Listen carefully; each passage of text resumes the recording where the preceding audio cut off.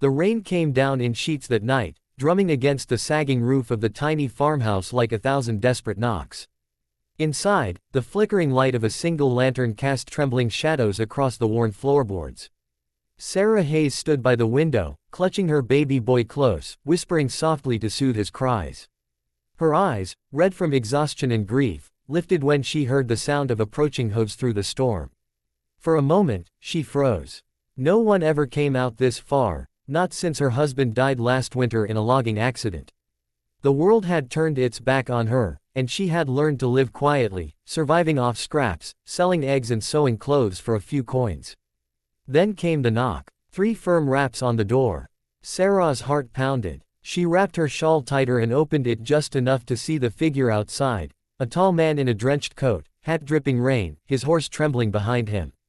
His voice was deep, calm, and warm despite the storm. "Ma'am, I'm sorry to trouble you. My horse threw a shoe down the road. Could I take shelter for the night?" Sarah hesitated, but something in his eyes, kind, steady, not the eyes of a threat, made her nod.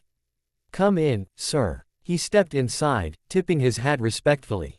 "Name's Luke. Luke Carter." "Sarah Hayes," she replied softly, setting the baby in a cradle by the fire. As Luke warmed himself, he couldn't help but notice the cracked walls, the empty shelves, and the faint scent of smoke that spoke of a fire barely kept alive. Yet there was dignity in the way Sarah moved, caring for her child, tidying the table, offering him tea made from the last of her herbs. They talked a little, careful, polite words between 2 strangers.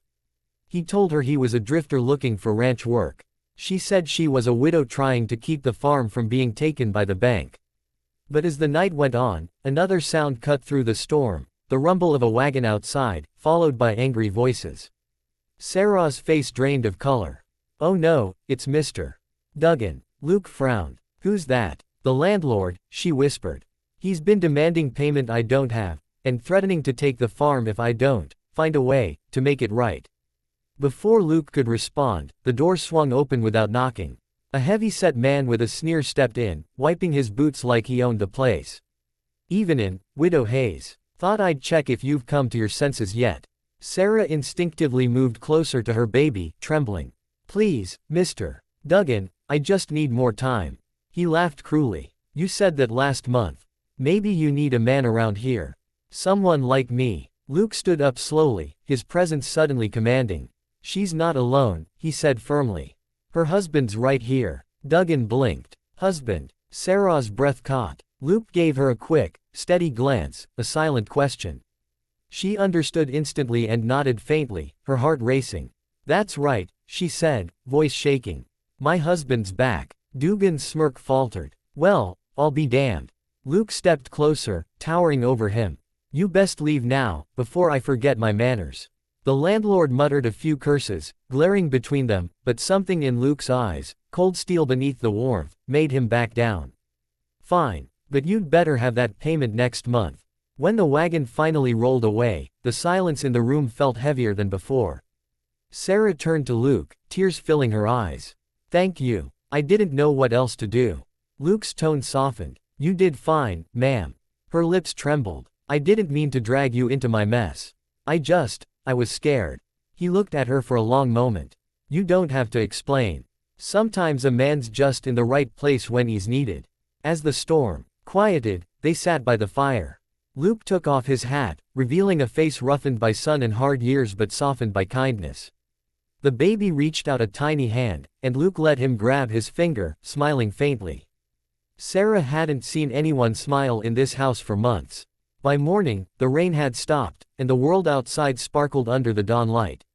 Luke saddled his horse, ready to go. "Thank you again," Sarah said, her voice low but steady. "If you ever need a meal, or just a roof for the night, you'll always have one here." He nodded. "I might take you up on that." But before he left, he slipped something small onto the table, a folded piece of paper. When Sarah opened it later, she gasped. It was a bank note, worth more than she could earn in a year. Her hands shook as she turned it over. On the back, in a neat, strong hand, was written, "For your farm. No debt owed. L.C." Confused, she hurried outside, but he was already gone. Weeks passed. Sarah used the money to fix the roof, buy feed, and keep the farm running. The neighbors whispered about her luck, but she never told them about the stranger. Then, one bright afternoon, a carriage rolled up the dusty road.